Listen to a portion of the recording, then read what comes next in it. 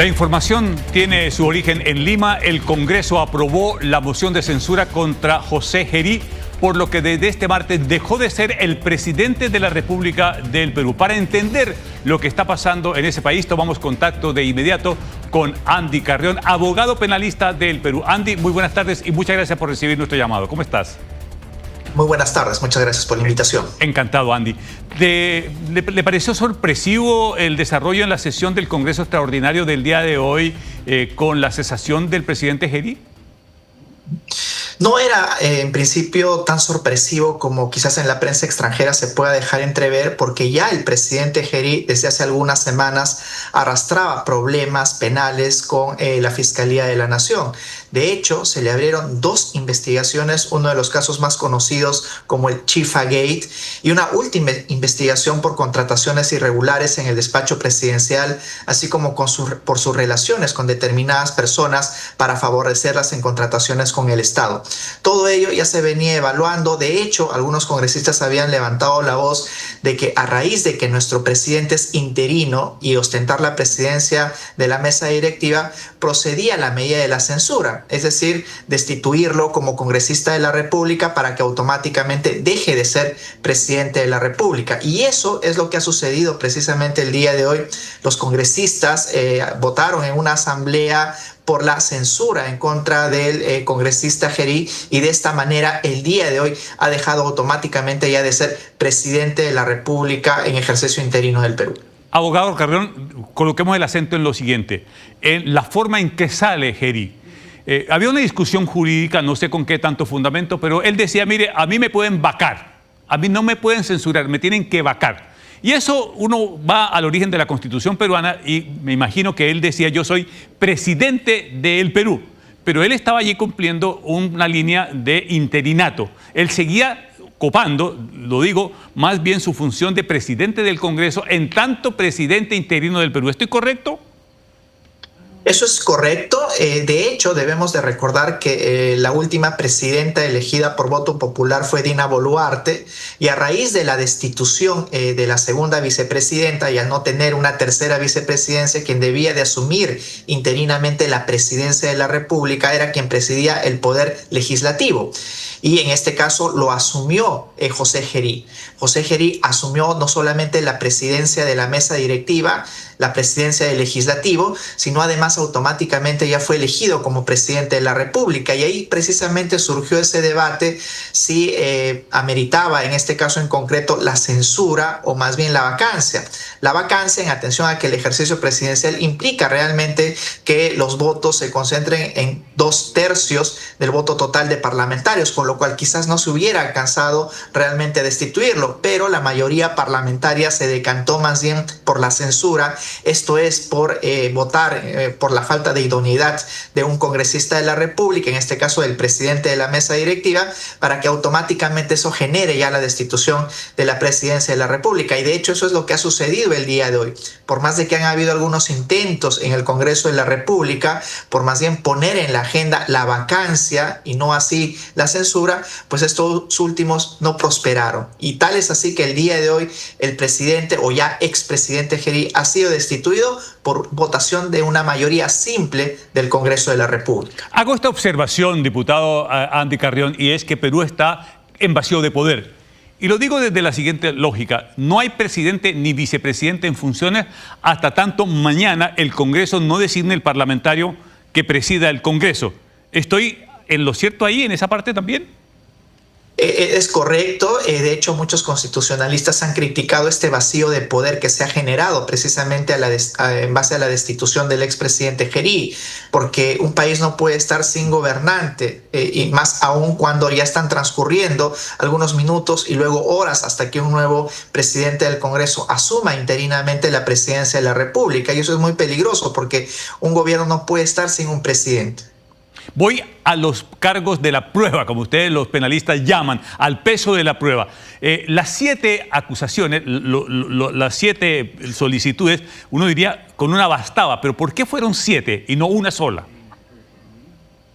Bueno, el problema es de que muchas bancadas se sumaron a promover como mociones la censura en contra del ahora ya expresidente Geri. Ninguna bancada quería quedarse fuera y hicieron prevalecer cada una de ellas su propia moción de censura. Es por ello que hasta en 7 oportunidades tuvieron que aprobarse las mociones de censura de cada una de las bancadas o grupos parlamentarios para que también obtengan algún tipo de protagonismo respecto a que ellos promovieron la destitución del expresidente ya José Geri, porque digamos no quieren tampoco cargar esa mochila tan pesada de que ya estando prontas las elecciones presidenciales, alguno de ellos figure como que sí quiso mantenerlo al presidente Geri todavía en el ejercicio de esta función. Abogado Carrión, el Chifagate y esto que hemos denominado las contrataciones firmadas a altas horas de la noche a mujeres que aparecían entrando al Palacio Presidencial después de la medianoche y al otro día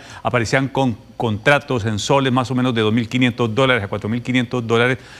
¿Cuánto pesa como para que efectivamente sea una sanción tan grave para sacar a la figura del presidente del cargo? Tenemos y debemos de recordar que en el Perú en los últimos 10 años hemos tenido ya 9 presidentes de la República, con lo cual la inestabilidad es más bien el protagonista dentro de los gobiernos de nuestro país. Y tal es así que cada uno de los escándalos que se han ido generando con los presidentes anteriores han originado precisamente la destitución.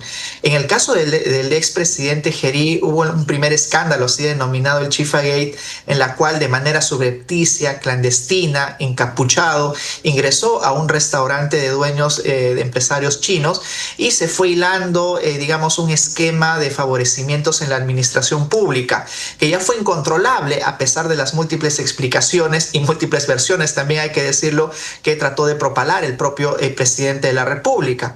Pero se fue sumando algún otro escándalo, como las contrataciones irregulares, por ejemplo, de las personas que visitaban Palacio Presidencial y que luego inmediatamente obtenían contrataciones con el Estado. Entonces, la seguidilla de escándalos ya hizo insostenible la presidencia del presidente Geri, y es por eso que la mayoría de las bancadas ya se decantó el día de hoy por destituirlo. Pero también eso tiene que ver con las próximas elecciones presidenciales y parlamentarias que ya se avecinan en el mes de abril. Es por eso que cada una de las bancadas trata de promover quizás el alejamiento ya con el actual presidente Geri de cara a no cargar esa pesada mochila en las elecciones que se avecinan. Voy a un punto, abogado, en lo siguiente.